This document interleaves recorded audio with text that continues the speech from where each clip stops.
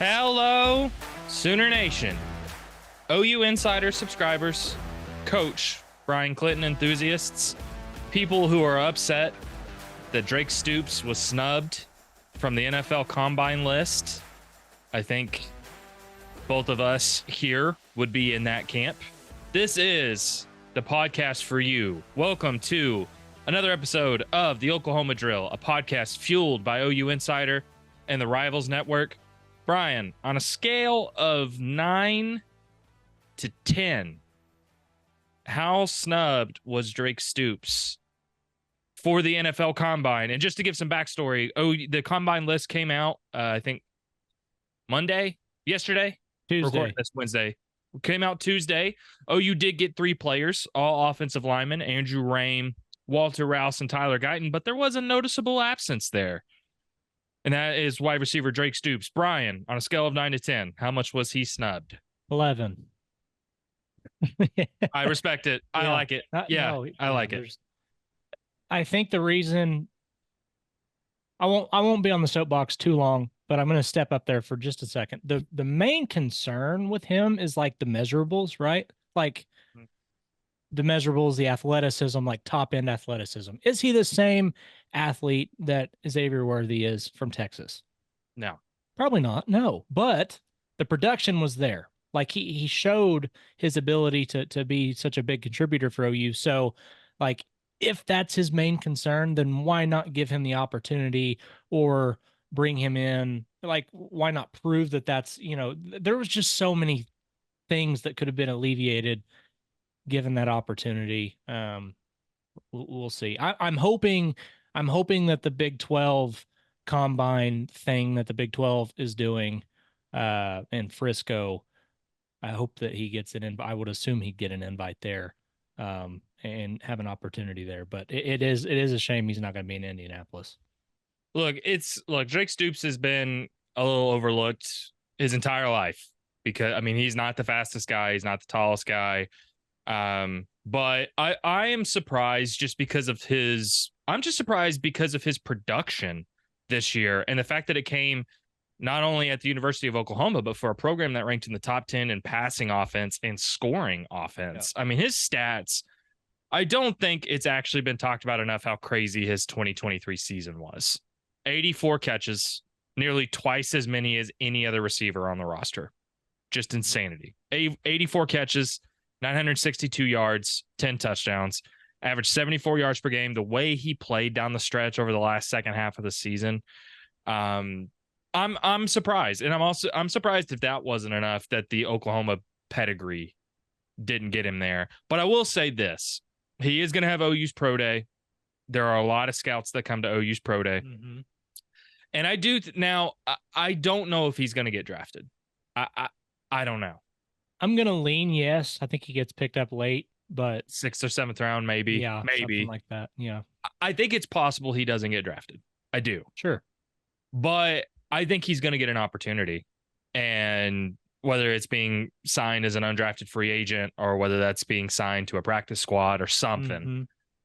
And it's hard to bet against Drake Stoops, man. If he gets any kind of opportunity? Yeah, I wouldn't. He's going to make a roster. He'll make a roster. He works too hard. There's just not, it sounds cliche to say the guy's a hard worker and like call that his best attribute, but I don't think people understand how difficult it is to grind at 100% every day. And like, that's the one guy in this program that we've heard consistently over the last couple of years that he works hard every day, regardless, like doesn't matter. And there's value in that. He'll find a spot in the NFL. Well, he's proven. I mean, he makes contested catches. He's really good in space. He's a really reliable receiver. I mean, I think he can slot in as a slot receiver in the NFL pretty easily. Now, like, what does his career look like? I don't know. Mm-hmm. I don't know. It is nearly impossible to project how someone's going to play in the NFL. Sure. There's a ton of players you don't see coming, a ton of players you think are going to have big careers and don't. Right. He had, I mean, just going off of what he did at the Shrine Bowl, like, I mean, he consistently was creating a lot of space between him and defenders. And I mean, a lot of people, there was a lot of buzz about him during that. So I don't know. I think, like you said, until you get on the field with literally the 0.01% of athletes at the NFL level. It's hard to know what he's going to look like on a field, but I think he'll get a chance. I do too. And look, while he might have been snubbed, OU did get 3 players sent, all offensive linemen. Yep. And I think it's going to be, I think the combine is going to be important for all 3 of those guys, but I do, it's going to be interesting because I think all 3 of those guys are pretty comfortably going to get drafted, and I don't think it's going to be super late for any of those 3 guys. I think Tyler Guyton could go late first round, early second round, maybe even higher. There's some buzz that Guyton, after what he did in the Senior Bowl practices, that he could be offensive tackle #1 on a lot of big boards. So like he could be fringe top 10, top 15 pick, which would be really cool. I mean, he looks like a prototypical Yep. NFL offensive Yep. tackle. And he moves like a tight end. Like, I mean, he's very athletic at 6'7", 320 pounds. I mean, there's just not a lot of guys that move like that. Well, and unless he bombs somehow, I'm not particularly concerned about how he does. I am going to be interested to see how Rouse and Rame do. Yes. Because I do think there is some variance in where they could get drafted. And I think some big combine, some big pre-draft stuff could really boost them, but I also think if they don't really shine, it could hurt their stock a little bit. Yep. Definitely. Yeah, I'm really interested with those 2. I mean, I expect Tyler Guyton to test well. I'm not really all that concerned with him, as you said, but those 2 guys, it's interesting because I think Rouse is a guy that's going to absolutely blow people away in the interview process. Like, there's not going to be very many people, if any, that are going to have like the cerebral power that he has. Like, he's just a very smart guy. I mean, he was a biomechanical engineer major at Stanford before he came to Oklahoma. So like this is a guy that he knows if there's something that needs to be known, he knows it. Like that's just the kind of guy he is. And then Rame, I think it's really interesting how those 2, like the dynamic of those 2, because I think where Rouse is going to, quote unquote, struggle is maybe the technical side of things, just because he didn't have all of those years under Coach Bedenbaugh. Now, he obviously made huge strides technically under Bedenbaugh in 1 year, but where he maybe struggles, I think that's where Andrew Rame is going to, really do well, because he is technically sound. He did spend all of those years developing technically under Coach Bedenbaugh, who is, I mean, he's a technician at heart. That's what he is. So, yeah, I think those guys, I think both of those guys should get drafted. I think Andrew Rame probably has the higher ceiling out of the 2 as a draft pick. I think that he could be a guy that works himself up pretty high, just considering the position that he's in, being a center and being specifically that. I think that's going to help him. But it just kind of feels like it's the tackle class is a little deep for Walter Rouse, unless he's able to test really well. So we'll see how it plays out. But yeah, I think all 3 of those guys should get drafted, and I do think Drake Stoops makes it 4. So we'll see.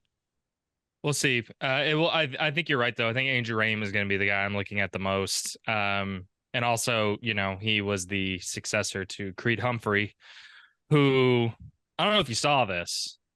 The Kansas City Chiefs won the Super Bowl on Sunday. And Creed Humphrey is their starting center. I don't know if I'm telling you. I don't know if this is all news to you. I didn't know until yesterday. I'm kidding. But I do think what Creed Humphrey's been able to do in the NFL, I think also gives some more credibility to what Andrew. They're 2 different players in 2 different situations, but I do wonder if that could be a factor too with what Humphrey. I mean, they've won back-to-back. He's been the starting center on back-to-back Super Bowl champions. Yep. Well, and I don't think it's reaching to say that stamp of approval from Bill Bedenbaugh is something that NFL scouts value. Like, I mean, it's not just him. I mean, you've got Wanya Morris, who's going to grow into a bigger role there, but Anton Harrison, looked really good in his first year. Ben Powers is one of the highest paid guards in the country or in the NFL. I mean, there's guys all over the place that have played for you've got Orlando Brown, obviously. There's guys all over the place that have played for Coach Bedenbaugh. So yeah, I think that in and of itself just kind of it gives credence to what he's done. And yeah, watching Creed Humphrey play center is about as fun as it gets if you're an offensive line guy. He likes to block people into the ground and through the ground. He's just fun to watch. Yeah, he is. And obviously huge for him to get another Super Bowl ring. But yeah, I think the combine is going to be interesting. And hey, just because Drake Stoops wasn't invited, don't quit following that guy. That guy is he's going to get an opportunity somewhere, and no one's going to make the most of an opportunity than Drake Stoops. Yep, that's just the reality. And Brian, while we were talking about football, there's a lot that's been going around. There's been a lot that's been happening around Norman and OU athletics. A big one being obviously that last week OU softball opened its season at the Puerto Vallarta Classic in Mexico. I got a few texts asking if I was in Puerto Vallarta covering those games. Unfortunately, the answer was no. It looked like a lot of fun. I've been there like 20 years ago. Was not able to make it last week. So I was a little bummed about that. But OU started the season 4-0. Obviously, hard to complain too much about a perfect start to the season. They beat Duke and Washington, two top 10 teams. I was really impressed with both of those teams. Agreed. Both those games were really close. I mean, it was a 3-0 win over Duke, but Duke had the bases loaded in the top of the seventh with only one out before OU was able to get out of the jam. The Washington game obviously went into extra innings before OU scored a go-ahead run in the eighth. And even look, they blew out Utah Valley to start the tournament 13-0. But even that Long Beach State game, they won that game 11-3, but they were only up one heading into the sixth inning. So I think it's hard to look. It's a long season. There's going to be a lot of stuff that changes throughout the year. It's hard to take too much away from opening weekend, but at the same time, I actually think it was a pretty telling opening weekend for Patty Gasso and the Sooners as they look for a fourth straight championship. Brian, I watched every second of those games. I think there's a lot to discuss just from a broad sense. What was your immediate takeaway from OU's 4 games in Puerto Vallarta? Two things. One, if Kelly Maxwell can stay healthy and be part of a true pitching staff, which it does look like Oklahoma has, she could be special. I mean, the way that she controls the circle when she's in it is fantastic. And you're just not going to see a lot of production against her, which obviously bodes well for a team like Oklahoma that has a great defense. There were some error issues, particularly against Washington, but I think those things will get cleaned up. That's just a product of moving around and some new things going on in the infield. And but I think my other takeaway was how it almost seemed like in some big situations it was the transfers or it was the freshmen, like some of these big players coming in that stepped up in those moments. And I think if that's the case for Oklahoma, what you're going to get out of, I mean, at this point, what you're going to get out of Jada Coleman and Tiara Jennings and Alyssa Brito. Like what you're going to get out of those players. We know what we're going to see out of Kinsey Hansen. But whenever you add those new faces into that rotation and Pinkering and Ella Parker, like you see these new players start to make a name for themselves. I think that bodes well for where the team is headed offensively too. So, I would be, not, I wouldn't even say cautiously optimistic. I think it's safe to be optimistic for what this team can be, because last year in the first tournament of the year, we saw Oklahoma maybe not stumble out the gate, but maybe they weren't as sharp as maybe they had hoped to be with some things. And obviously they rounded into form. So yeah, I really like what I saw from the Sooners, and like you said, it's hard to complain about being 4-0. Let's talk about that freshman class for a second, man. You mentioned them because I think that was maybe my biggest takeaway is, and it was interesting to hear Patty Gasso talk last week at media day before the tournament that she said this freshman class is so impressive, and she said we've got to get Ella Parker in the lineup. That's one thing I know. And then she referred to Cassidy Pickering as a power hitter who was really impressed during fall ball and leading up to the tournament. And boy, I think it'd be hard, maybe outside of Kelly Maxwell, be hard to find a player that played better and was more impressive than Cassidy Pickering. I mean, that grand slam in the bottom of the first against Utah Valley, that was just insane stuff. I mean, to you not only your first career bat, you get a grand slam, but you score OU's first runs of the season. It was just insane, but it wasn't just that, man. That's not all Cassidy did. I mean, she left. She got 3 starts. Started primarily in the outfield when she started. But Brian, after 4 games, she leads the team in batting average. She went 5 for 11 at the plate. In 4 games. She had 7 RBIs. She leads the team in batting average and RBIs. And I know it's just 4 games. It's you'd like to see her lead in every category instead of just 2, but we'll give her some grace.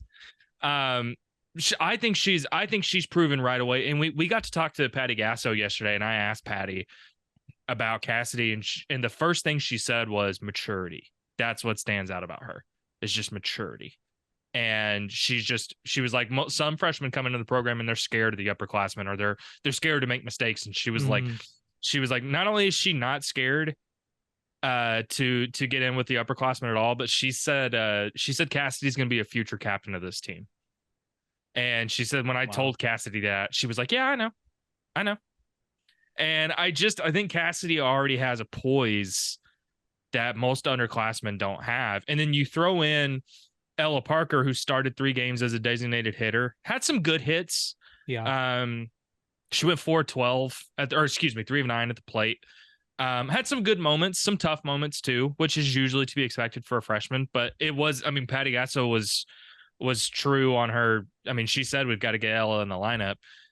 They primarily used Maya Bland as a pinch runner, so it'll be interesting to see how involved she is. But Brian, I think with Cassidy and Ella, particularly with Cassidy, I mean, I don't think they're going anywhere. Mm-hmm. I think they're in this lineup. And the other thing too is Patty it's clear she's going to tinker a lot with these lineups. I mean, second base, I think, is still very much up for grabs. The outfield is still a lot up for grabs. I mean, she was moving around Riley Boone and Jada Coleman because she was trying to fit in, whether it was Quincy Lilio or Cassidy Pickering or Hannah Core. I think there's still a lot to figure out with this team, but this freshman class already through 4 games, it's like, no, I think they're going to make a big impact this year, man. I don't know. What do you think? No, I agree. I'm right there with you. I think that those two, one, to have Ella Parker in as a designated hitter in 3 or 4 games is a big deal. I think yes, she was 3 of 9 at the plate, but she also drew 4 walks. So it's like, this is a freshman who, she's showing not only that she has power at the plate and as somebody to be feared there, but also has, the eye, and she's not just swinging at everything that she sees. She had discipline. She showed some discipline there, and so good for her. But yeah, like you said, I don't think that there was. You could make the argument that Cassidy Pickering was just as impressive as what we saw from Kelly Maxwell. This team it feels as if Patty Gasso knows what sort of roles she needs from each player or from each position, whatever it is. And it just seems like Oklahoma just continues to reload at those positions. and get that same kind of output from players. And so to see two players with such youth step into the role that they did in week one and perform the way they did was really impressive. And I'll even go as far as to say, uh, you know, I do think that those two have earned the role, at least through the four games that we've seen, they've certainly earned where they're at in the lineup. So, yeah, lots of fun ahead for those two. That pitching staff, man. We've talked about Kelly Maxwell. I mean, she was named Big 12 Pitcher of the Week for her performances in Puerto Vallarta. I Mm-hmm. mean, dude, she pitched 7.2 innings, allowed one hit and no runs at all. No runs, four strikeouts, only walked two batters. Um, Look, all five pitchers, or not all, sorry, not all five. SJ Guerin was the only pitcher in OU staff that didn't get any run. The other five got some, Mm-hmm. pitched some innings. Nicole May, I thought did some good things. Patty mentioned that she needs to be a little bit more efficient. So that is going to be something to look Yeah. at moving forward because while Nicole May didn't allow any earned runs, she did struggle a bit. I think against Washington. I actually think the two most impressive pitchers to me, man, were Kelly Maxwell and Carly Keeney. I thought Carly Keeney was huge. Yep. I thought she was massive in 6.2 innings, dude. I mean, she allowed three hits, no runs, struck out three batters. She was pivotal in getting OU out of that jam against Oh, Duke. Pivotal yep. and getting them out of that jam. But also she was really pivotal against Washington because Kirsten Deal got the start against Washington and struggled a bit early. And Patty even mentioned that. Look, it's don't read too much into Kirsten Deal's struggles. She in 2.2 innings, she gave up 7 hits and 3 earned runs. But look, it's opening weekend. Kirsten Deal is still really young. Don't look into that too much. But I think Carly Keeney was huge in getting OU stabilized against Washington. I thought Peyton Monticelli had some good moments too. I mean, she only pitched 3 innings, but I thought she had some good moments. Only one hit, no runs allowed in 3 innings. I think we're going to see a lot from this pitching staff as the season moves forward. I think we're going to see like those five in particular get a lot of run. But I'm wondering if we've already seen some separation. If it's going to be Nicole May, Kelly Maxwell, and Carly Keeney as the three main players. And specifically, I think Kelly Maxwell has already shown that, I mean, she's not going to pitch every inning. They're going to run a lot of pitchers out there, but I think we've already seen that if there is a Jordy Ball-esque player that can lead this staff like she did last year, I think it's Kelly Maxwell. Yeah. I think she has the most upside, and I think OU's going to need someone like her to really step up and assert themselves. I don't know what you think, but that was my takeaway. No, I agree with you wholeheartedly on that because it does seem like, at least over the last several years, if Oklahoma needs somebody to step up, if they need an ace, they've had one. You had uh, you had Jordy Ball last year. And before she really, I mean, you could argue she was the ace her freshman year too, but Hope Troutwine was a big part of that as well in 2022. And then you go all the way back to 21 and you had G Juarez. Like there was always that um, impact pitcher. And I do think that that's what Kelly Maxwell, at least to this point, looks like for Oklahoma. She's been Big 12 pitcher of the week 7 times in her career now. She's an two-time All-American at Oklahoma State. Like this is her transferring to Oklahoma would have been headline news even if it wasn't from Oklahoma State. Like she's one of the top 3 pitchers in the country, in pretty much anybody's circle. So, yeah, she's going to be huge for Oklahoma, but I do think the addition of Carly Keeney is going to be something that doesn't need to be overlooked because that's another player who has some experience. Liberty's not a second rate softball program. That's a good softball program that's had plenty of success. And she came in and showed that she was able to hang with with two teams who I mean I think both of those teams, given what we saw, I think both of those teams are going to be contenders to end up in Oklahoma City. Washington in particular was very impressive. I thought that they showed plenty of resolve there against Oklahoma and had them on the ropes for a little while. So for her to show that against those two teams and to have that kind of success, I think is really good. And then obviously Nicole May's kind of like the old vet in the room. She's been here, she's been around, and she's got all the experience that you need. And so those three, I think, gives Oklahoma a really strong nucleus. And then when you throw them out in front of the defense that Oklahoma has and has had for several years, there's just plenty of success to be had. But yeah, I would say in short, I think Kelly Maxwell is probably your ace at this point in time. This episode of the Oklahoma Drill Podcast is brought to you by Joy Mode. Guys, Joy Mode makes all-natural and science-backed supplements dedicated to helping men perform better across their core functions. It is an alternative to the blue pill, but its worth doesn't start and stop there. It also supports cardiovascular health, athletic performance, and healthy blood pressure. It comes in a palm-sized package just like a pre-workout mix. All you have to do is mix it into 6 to 8 ounces of water, wait 45 minutes, and watch the magic unfold. Here are the game changers. All ingredients have been assessed in peer-reviewed journals, and all ingredients have been studied and researched in humans. You'll never go back to prescription or over-the-counter drugs after trying Joy Mode, which contains clinically supported doses of arginine nitrate, L-citrulline, Panax ginseng, and vitamin C. Want to see your confidence skyrocket? Go to usejoymode.com for 20% off with code INSIDER. That's 20% off and free shipping with code INSIDER at usejoymode.com. Joy Mode. Ingredients with integrity.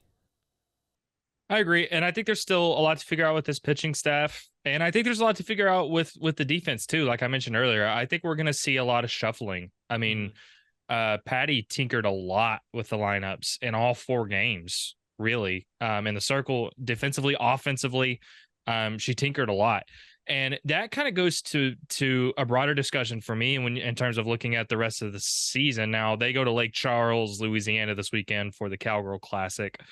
I'm interested to see, how much they get tested there. But Brian, I think they're going to get tested a lot this year, and I think they're going to get tested more than they did last year. Oh yeah. And part of that is going to be, I think Patty's not going to put a crazy ton of emphasis on winning every single game. I think she's going to, she's set, almost half this roster are newcomers. So there's still a lot of things to figure out. I think she's going to tinker a lot to try to figure out what she's got with this team, but also the softball landscape, man. And we talked about it last week. There are a ton of good softball teams, man. And it's not just Duke and Washington, who Patty specifically singled out Duke as a really good team. But also, there's new rules in softball to try to speed up the game quicker. They're actually using, radio communication devices. I think there's still, she talked about how much they're trying to work through all that stuff. And then you look at the rest of the landscape. It wasn't just Duke and Washington. Long Beach State really tested Oklahoma.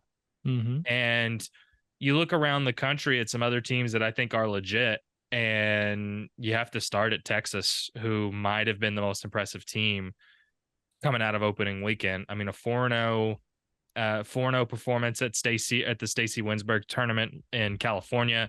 Opened with a 19-0 win over San Diego, got a 1-run win over UCLA, then got a 16-1 run or a 16-1 win over San Diego, and then blew out UCLA 16-0 in the 4th game. So 4 games against the same 2 teams. But it's hard to know how much to take away from opening weekend, but I've already had a few people tell me, like, are we just going to be waiting all year for it to be Oklahoma, Texas in the World Series final? Is that what we're gearing towards? Because I think it could be. And I think there's other teams that deserve consideration and deserve looks, but Texas looked good, man. On offensively and defensively pitching. They looked really good. Yeah. They did. I was coming into the season, I was very high on Texas, just considering what they return. That group of sophomores is incredible. They're very, very good. They're efficient, and they've got plenty of explosion at the plate, and they showed that this week. They were absolutely dominant. They outscored opponents what is it here? Yeah, 64-5 in their opening week of softball. So, and the other thing is their team average is 458 right now. Like, I mean, they just, that 5 games is a short, a short scope there, but 10 home runs and 458 is not bad. That's pretty stinking good. And I think the big thing with Texas over the last couple of years has been, the offense has been there, but the defense has been questionable. They got into trouble at times with errors. And then we saw them make that run in 2022 to the Women's College World Series where, they end up facing Oklahoma in the finals. And it was because in postseason, they cleaned the errors up. They weren't making mistakes. They were making those routine outs that they needed to. And that saw them through Seattle Super Regional and saw them all the way into Oklahoma City, and they ended up beating out Oklahoma State. So I wouldn't be surprised at all if it was Oklahoma, Texas, not just in the Big 12 championship, but at the very end there.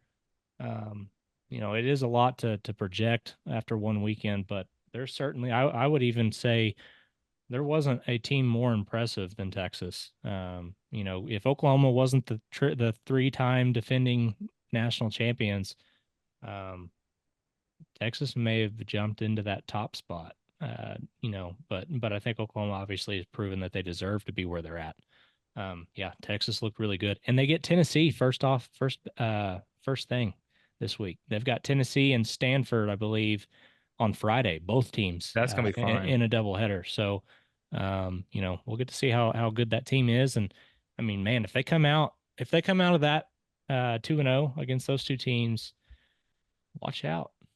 Yeah, that's gonna be a lot of fun to watch. And I think you're right. Look, it's early. There's a lot that could happen. There's a lot that could change. But yeah, I think Oklahoma, I memean, they've got real competition. That's what we've learned after opening weekend. Yeah. And I think I think that makes it fun. I think Absolutely. that makes this season more fun, man. Yeah. Don't you think? I mean, I do. Well, and it's not just Texas. I mean, Oklahoma State, they moved up to 8. They ruled UCLA too, or as well, I guess is a better way of saying that. Oklahoma State looked good. Yeah. BYU went 5-0, had a win over Ole Miss, who was a tournament team last year. We don't really know what they're going to look like, but all that team's done is win like 15 of their last 18 conference championships. So, they'll be good. And then, UFC stumbled. UCF, Brian, if you could talk, UCF stumbled against UConn, but, they're 4-1, and I expect them to round into form by the time Oklahoma faces them. So, yeah, this conference is going to be fun. And look, another team that nobody probably is going to talk about in the Big 12 race right now because they're 3-2. Texas Tech looked really good down in Tallahassee. They took Florida State to the wire. I think they lost 9-8 at the end there, but they took them to the wire, and then they split with Charlotte, who is a bracket buster. They ended up winning the second game of that series with them. So I like where the Big 12's at. I think it's probably at least in the conversation to be the most difficult conference. The SEC probably still gets the nod right now. But I certainly would say that having 2 of the top 3 and 3 of the top 8 teams in the country certainly isn't something to shake a stick at. Muted. I do that every week. Most of the time I catch it. I didn't catch it this time. This dang button. Everybody take your shot. Jesse muted his mic again. You don't want to do that. Like, not only just for the times that you catch it, but for the times you don't. If you were to drink every time, you wouldn't make it through the podcast. OU goes to the Cowgirl Classic, or the Cowgirl Challenge, in Lake Charles, Louisiana this weekend. All of those games will be on ESPN Plus. They open the tournament against Central Arkansas at 3:30 on Friday. I actually think that tournament, I think you see who they're going to play, and it's Central Arkansas, it's McNeese State, it's Lamar, and I don't think you get that excited. I actually think this could be sneakily an interesting weekend for OU. I think all 3 of those teams, particularly McNeese State, yep, could really push OU a little bit. And so I think I'm not only looking for how much Patty Gasso continues to tinker with those lineups, especially in the circle. I think the player and also the freshman, everything we talked about. I'm going to be curious to watch Jada Coleman, who it was not her best tournament last week. And look, the standards are incredibly high for the reigning Big 12 Player of the Year and someone who's been easily one of the best players in softball over the last several years. But I mean, she only batted 188. Just went 3 for 16 at the plate. So I think in a rare tough tournament for Jada Coleman, I think this weekend is prime bounce back opportunity. I think this is prime Jada Coleman goes crazy. Is there anything you're going to be looking for this weekend?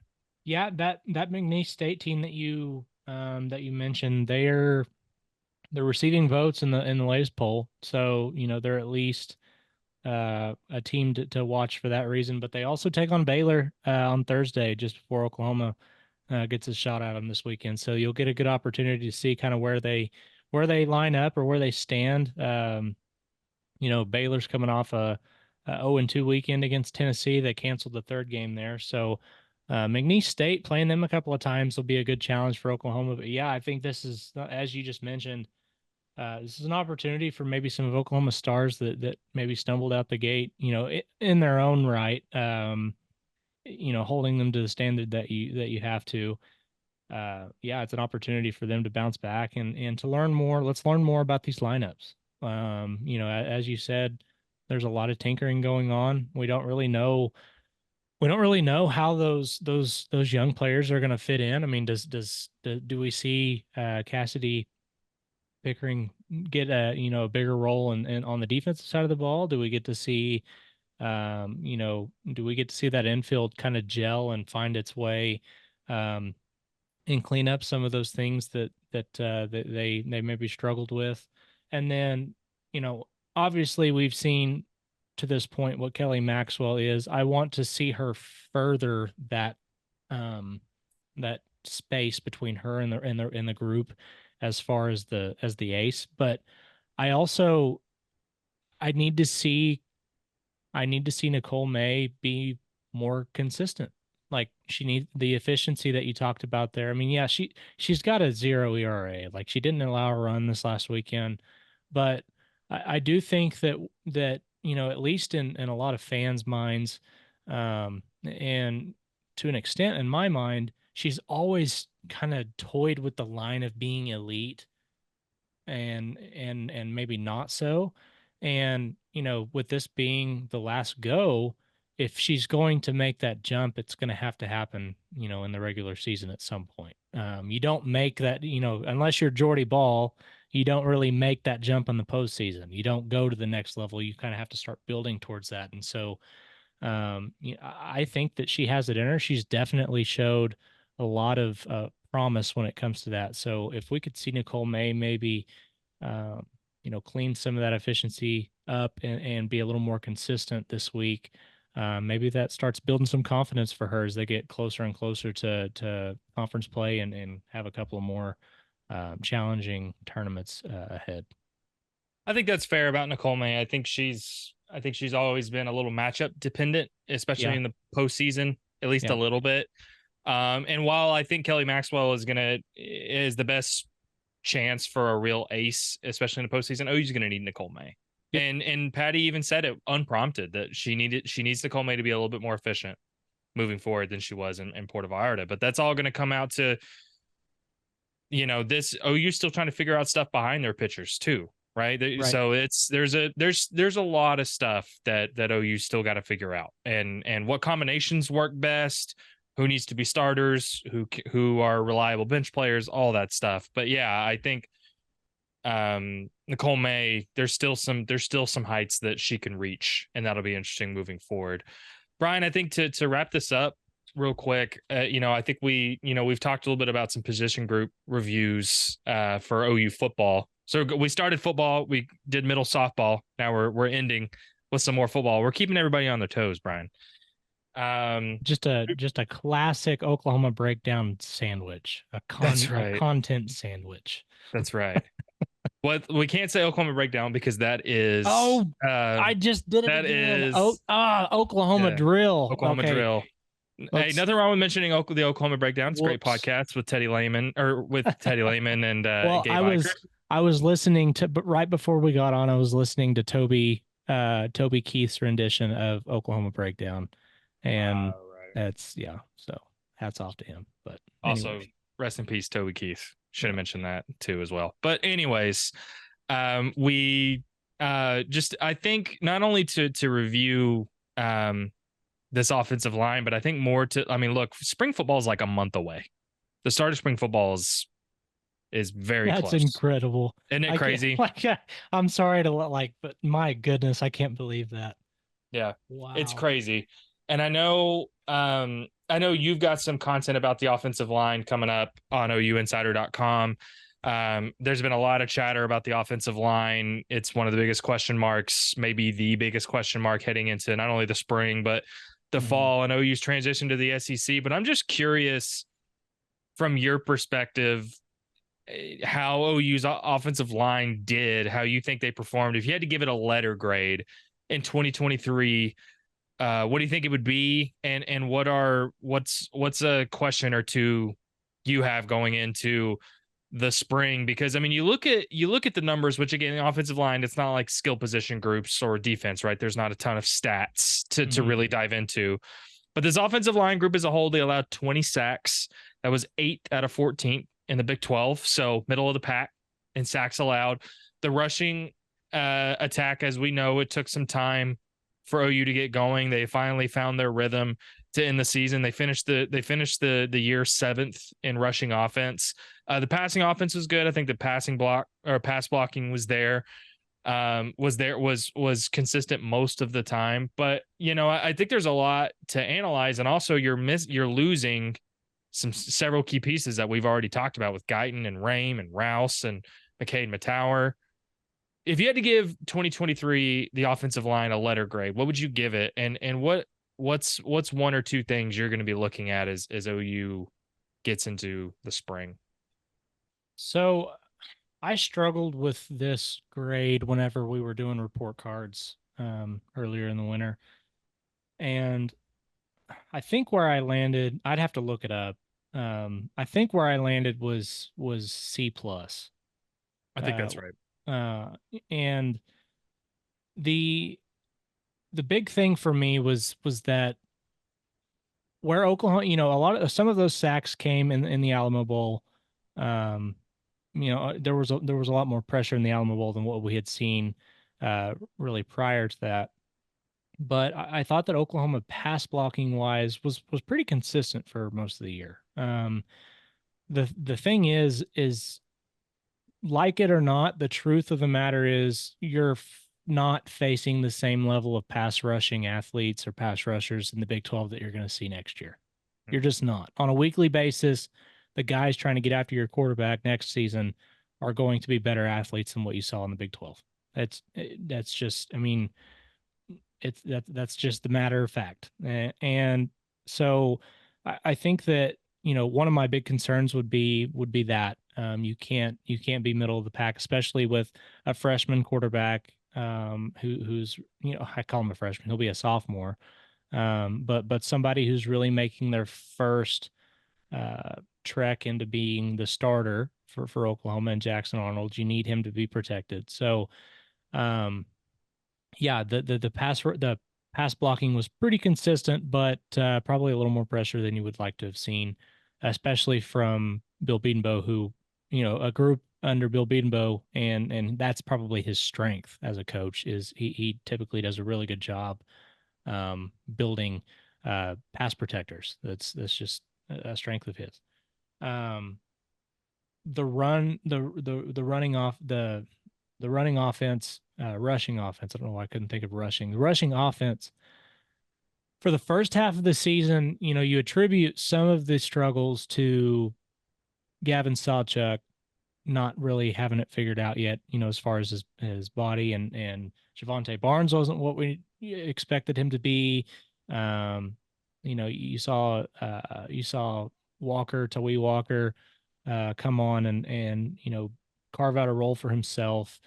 But I mean, if we're looking at that objectively, a guy like Tawee Walker should not be your leading rusher. No offense to the guy at all. I mean, he's on scholarship at Wisconsin now, and rightfully so. But when you have some of the depth that you do at running back there, it was just disappointing. Like it simply was. So some of that struggle can be attributed to the to the running back room, but I don't think I think I would be lying to myself and to everyone listening if I was to say that there weren't plenty of issues with the offensive line early on as well. They weren't creating very much space, if at all, for guys to work with. You know, you say, well, you need your running back to make a guy miss. There's no reason why a running back should have guys to make miss in the backfield against Tulsa if you're Oklahoma. Like you shouldn't have some of the issues that you did along the offensive line. So that was a concern for me, and it certainly got better after the Texas game. I think in the UCF game is where we saw the tides kind of start to turn a little bit, and then they got it figured out against BYU or Oklahoma State and BYU, and they kind of started moving from there forward.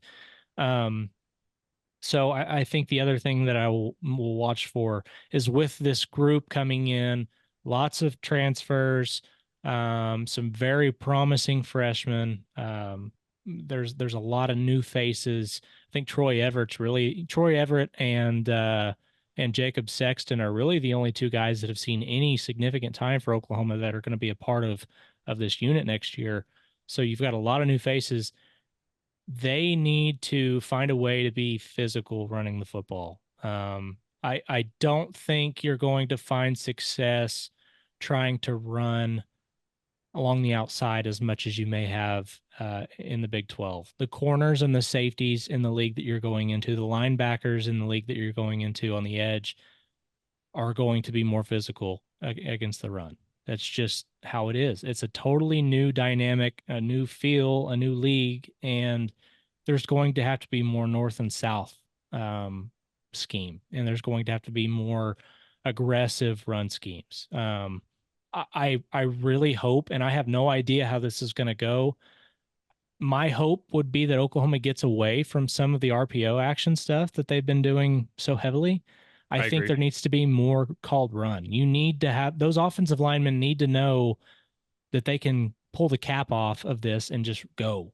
They need to know that they can run guys off the ball and not have to worry about being 5 yards downfield, or that they need to have that freedom to block downfield, and they're going to have to do that because if you don't have a physical running game in the SEC, plain and simple, you're just not going to win very many football games. You have to be physical along the offensive line and run the ball well, and that's probably going to be my main concern for them is if they can find that. I think Fabechi Nuewu and Garen Hatchett help. I think those guys have shown the ability to be physical. It's a mentality though, and the guys in that room are really going to have to just latch on to that. I think Jacob Sexton was a really good example. He was extremely physical in run blocking this year. Some problems with control, which that just comes with age, and he'll be a junior this year. But they just need to have that physical mentality going forward. And, if they can do that, you got to be happy about it. But for this year, to wrap it up, C+. I give them a C+. Things got better there towards the end, and the run blocking, unfortunately, pass blocking started to struggle a little bit. So. No, I agree. I think C+ is fair. I think even a C is fair. I do think and again, it's so weird talking about an OU offense that finished the year as one of the most potent in college football. But there's still, I think there were just some cracks in the foundation. And look no further than, no need to talk about the Caden Green situation that's been talked about to death. But look no further than OU has, they've added 9 offensive linemen in their 2024 class. I believe that's right. 4 through the transfer portal, 5 in the freshman class. Look no further than OU knows they need reinforcements, and they've got to replace essentially all of their starters, basically. And I think that makes it, but there's so many new faces. They're going to have so many things to work out. You mentioned some of those new guys. What, I'm putting you on the spot a little bit, but whether it's one of the freshman guys, or I guess a two-part question. Which of the returning guys, which you mentioned, whether that's Jacob Sexton or Jake Roberts, or Troy Everett, which of those guys are you looking at the most in the spring? Which one are you going to be most interested in? And then of the new guys, whether that's a freshman or a transfer portal guy, which guy piques your interest the most heading into spring? So for returning guys, I guess the way to answer your question there, if as far as who I'm looking at most, I think Troy Everett who I will be watching most, simply because the interior of that offensive line is probably where my main concern lies. I think as far as returning guys, I think Jake Sexton has one of the tackle positions locked down. I mean, I think he's going to be special. He showed some flashes last year of being really, really good. And so I would expect him to be, a guy that you don't necessarily have to watch maybe nearly as much with concern, because I think he's going to have one of those spots locked down. Troy Everett just simply didn't have the size to be a guard last year. And I don't know that he'll be able to hold the weight to be a guard at the SEC level. So if he can become the center for Oklahoma and lock that position down, I think it would really help, especially considering that he's got a couple of years of experience. He'll have another offseason of experience with Oklahoma, and that's big. So that'll be a guy I'm watching. As far as the newcomers go, where do we start? I'll do you one better. I'll take a transfer and a freshman. Transfer Fabechi Nuewu. There's guys at North Texas that pretty much straight up said that was the steal of the transfer portal for anybody. For them to get him, they say that he's a day one or day two offensive guard. If he can show that, if he can be a road grader for Oklahoma that they need him to be, that would be huge. I mean, absolutely massive. Sure, it would have been nice to have him opposite of Caden Green, but if at the very least you can replace the production that you had with a guy that's, still got high upside, that's good. Really like that. And then for freshmen, Eugene Brooks is going to get a lot of the buzz, and then obviously Eddie Pierre-Louis is going to get a lot of the buzz. Daniel Akinkumi is somebody that I feel is severely underrated. He's a 3-star by our standards over at Rivals, and as somebody that maybe a lot of guys overlook. Yeah, he was the number one player in Europe, but what does that really mean? Bubble, all that buzz. The guy has really, really positive. He's got really good physical attributes. If that's somebody that can pick up the playbook quickly, I think he is someone certainly to watch as far as a role player. He is a guy with a high ceiling, and Bill Beanbo is really excited about having him in Norman. So this freshman group coming in might be Bill Beanbo's best haul, I would say. With those three names, those are guys that I expect to have some sort of role immediately, and that's saying a lot for a Bill Beanbo group, because he doesn't play true freshmen very often. So I would expect each of those guys to get a chance. Maybe Eugene Brooks the most of the group, but watch what the other two guys do, especially Akinkumi, since he's also an early enrollee there with Brooks. So good stuff. No, that's great, and I agree with you. I think look, the SEC backdrop is what puts a lot of pressure on this, but I think yes. Don't think of it that way. I think there is reason to be somewhat excited about all of the possibilities that could come from this. Sure. Not to mention that there are true freshmen. There's a more direct path for true freshmen to play than there have been in the past. Now there's cons to that too, right? There's downsides, but I think there's a lot of ways this could work. And look, they've got a few weeks in the spring, and then summer workouts, and a few weeks in the fall to get it figured out. This might be the biggest test yet for Bill Beanbo. Yeah. And there's the I guess the silver lining with this offensive line group is there's only two guys that are going to exhaust their eligibility this year. And that's Spencer Brown and Michael Tarquin. So everybody else is eligible to come back. That's good. That's good. That's a really positive thing. I think that there's by the Texas game, I think this is going to be another Bill Wiedenbo offensive line. I think it's going to be maybe not as much of a strength as you've seen in past years, dating back a couple of years, but I don't think it will be a weakness of the team either. You heard it, folks, or you heard it first, folks. God, I can't talk. That's as good as with me botching that. That's as good of a time as any to bring this podcast to an end. A lot of spring football coming in just a few weeks. Softball already past opening weekend. Lots more to come on the horizon. No one's going to keep you up to date better than me and Brian here at the Oklahoma Drill. You can find us over at our YouTube channel at OU Insider or anywhere you get your podcasts every single Thursday to break down everything with football and softball. If you're not a VIP member over at ouinsider.com, go ahead and head over there. Why would you not be? There's no reason not to be. Look, it's Valentine's Day today. And by the time you hear this, it won't be Valentine's Day. But I like to think Valentine's Day is more of a state of mind than it is a day of the year. Okay, so look, get a VIP subscription for yourself or somebody you know for Valentine's Day. Again, it's a state of mind. Plenty of content over there, recruiting, softball, basketball, football, all kinds of stuff. We keep you up to date on all things OU athletics, stuff that you are not going to want to miss. Until then, Brian and I, we bid you adieu. We'll be back here next week on a new episode of the Oklahoma Drill.